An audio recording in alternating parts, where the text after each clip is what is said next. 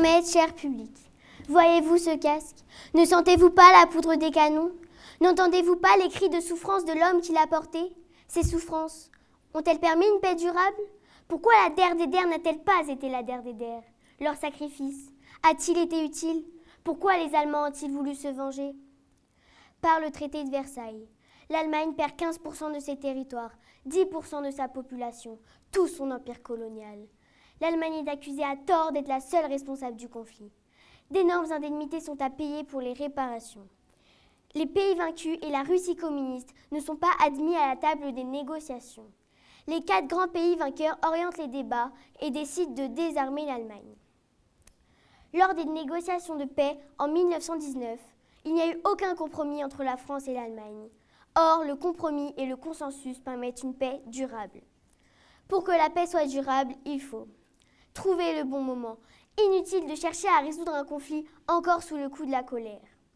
Qu'il y ait de la recherche de solutions, de l'empathie, de l'engagement, du respect, de l'harmonie et surtout de l'écoute. Concrètement, à l'école, nous apprenons à résoudre des conflits. Pour résoudre un conflit, on peut passer par un message clair. C'est une forme de pardon dont je vais vous présenter un exemple. Arthur m'a mis un coup de poing et j'ai eu très mal. Première étape, annoncer. Je vais te faire un message clair. Deuxième étape, exposer. Ce matin, quand tu m'as frappé dans la cour. Troisième étape, exprimer. Je me suis sentie mal et humiliée. Quatrième étape, réparer. J'attends de toi des excuses. Arthur a fait preuve d'empathie et m'a présenté ses excuses. Certains adultes considèrent que la guerre est inéluctable, que les messages clairs ne sont pas transposables. Mais si l'ONU pratiquait les messages clairs, le monde serait-il pas en paix? Depuis septembre 2014, le Yémen connaît une guerre civile. Des rebelles du nord du pays, les Houthis, ont envahi la capitale Sanaa et presque tout le pays.